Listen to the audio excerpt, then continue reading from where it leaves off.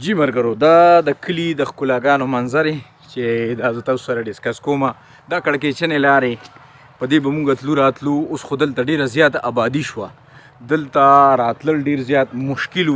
لکه دا داسې ایریا وه، دا وګورئ دا دې طرف ته چې دا ایریا کومه پاتې ده دا داسې ایریا وه، خو اوس آبادي ده او ګیس دې سره پورې را رسېدلی، خو د ګیس را رسېدل صرف نه دي ضروري، د ګیس راتلل ضروري دي. نو چې کوم دی کې په 4 انچې باندې غټ پیپونو باندې کوم خلک پراته دي نو هغوی ته خو د ګیس سپلای ټیک ده، خو چې کوم د زیړ پیپونو باندې 2 انچې باندې پراته دي نو هغوی ته مشکلات دي.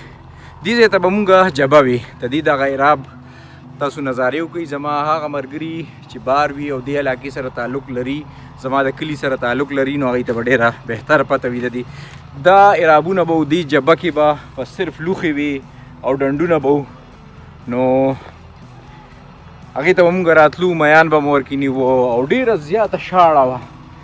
د مازدیګر مانځه نه پس په دې ځای نه خلکو کوچ کولو، دې ځای نه به تلل. او اوس وګورئ څومره آبادي شوه، اوس دومره زیاته آبادي شوه چې دلته خلک راځي د دغه دپاره د ځایونه جوړوي او دلته میلونه جوړوي او مختلف قسمه اکټیویټیز کوي. دلته دغه هلکان تاسو ولیده نو هغوی دغلته دغه کولو په داسې وځو که نه که داسې به وځو، هغه میل به مو ګورو، دغه میل به دې ملګرو سره شریک کړم چې میل بل میل مو ګوري. دلته خلکو میلونو له زور ورکړی، اوړه څوک نشي اخیستی او میلونو له مو زور ورکړی دی. څه زمونږ د کلي د آبادۍ باره کې څه زیاته تیزۍ سره روانه ده که نه؟ یاره د آبادۍ به درته داسې ووایم چې مخکې په یو ځای کې 10 کسان وو، نو اوس هلته کې 100 کسان دي. او دې ځنګلو کې چې کم مونږ ګرځو نو دلته به د مازدیګر نه پس به راتلل بالکل ناممکنه وه. اوس چې کم دی نو د مازدیګر نه پس خلک چکر له روځي، بالکل همداسې ده، دومره آبادي شوه که نه؟ بالکل همداسې ده. او زمونږ خو ټول بچپن هم دلته کې په دې کې تېر شوی دی، په دې پټو کې او په دې جبو کې او دې ټیوبویلو سره. اوس پکې به د هغه هر څیز چې کوم دی نامنشان روک دی، بس خلک چېرته کې ځای ګوري او به دیوال ترې راتاوی او به د کلي د منځ نه روځي او به دلته کې آبادي کوي. خو دیان زه تاته یو بله خبره وکړم، دې کې یو ډېر غټ فیکټر بل هم دی. که مونږ وګورو که نه لکه خپل پلارانو نیکونو ته وګورو نو د هغوی اتفاق زیات و، زمونږ اتفاق کم دی. هغوی به په یو کور کې وو، په یو شکور به یې روټۍ خوړه، یو ځای به کېناسته. لکه دا اوس نوی کول چې کم دی که نه، نو زما په خیال چې واده وکړي نو هر کال یو نیم کال پس که هغه نه وي نو ورندار ورته وایي چې زه چې بیل شو. نو به دا خو بس د ماډرن زمانه به ورته وایو، نو بس هغه جاینټ فیملی سیسټم ختم شو. بالکل. او بس موږ ته په ډرامو فلمونو کې هم د دې څیزونو تعلیمونه او ترغیبونه راکوي، نو بس خامخا بس هر کس چې واده کوي نو به لومړنی سوچ د هغه دا وي چې یاره زه به ځان له چېرته بیل ځای اخلم او هلته به زه بیا کور جوړوم او هلته کې به بیلیږم.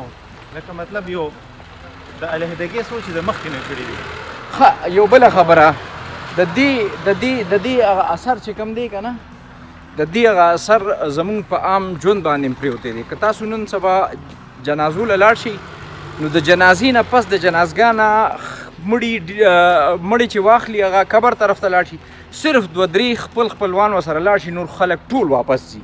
هغې کې لرې رشته داران هم وي، حالانکه و به داسې چې د کلي یو کس به هم نه تلو قبر نه، داسې وه که نه؟ بالکل داسې وه چې قبر به پوره شو نو بیا به خلک تله، دعا به یې وکړه نو بیا به تله. خو اوس زما په خیال چې هغه شی نشته، هغه دغه د اتفاق هغه ریشو ډېره زیاته کمه ده. بالکل همدغه شان ده، بس د نفسا نفسي هغه دور چې ورته وایي که نه، بالکل مخکې شروع شوی د قیامت په هغه نشانیانو کې بس هغه ډېرې نشانیانې چې کومې دي نو بس هغه لګیا دي وایي هغه ظاهري شوي هم دي او ظاهري شوي هم دي، او بس چې کومې لږ ډېرې پکې پاتې دي نو بس کیدای شي هغه په دې ځمکه باندې داسې چېرته کې د الله تعالی بزرګان وي چې د هغې د وجې نه چې کومه ده د دنیا قایمه ده. ادروایز خو چې وګورئ نو بس ته چې د حالاتو ته وګورئ نو کیدای شي چې ته وایې چې یاره به دا شپه پکې تېره شي او کیدای شي شپه کې قیامت شي. دا جی بل مل دی، بخښنه غواړم تاسو کټ کومه، دا بل مل دی دلته جوړیږي. دا زموږ د کلي بایپاس روډ دی، دا ډایرکټ داسې 400 ته وتی دی. 400 دلته دریای کابل دی او دریای کابل باندې پل چې جوړ شوی دی نو د هغې د وجې نه مطلب چارسدې ته رسټ ډېر اسان دی، ډېر تقریبا هارډلی 20 منټ د دې ځای نه لګي. نو دا بل میل دی، ما وی چې دا تاسو سره دغه کوم د دې ډانچه هغه طرف ته د ډېر لوی دی، دا ډېر وسیع ایریا کې دی دا میل دی. دا حالاتو دا دغه و انشاءالله مخکې سبا مو چکر والو یا دینه پس که څه ښه ځای راغو نو بیا به زه تاسو ته ودرېږم او تاسو سره به ګپ شپ لګوم. ډېره مننه.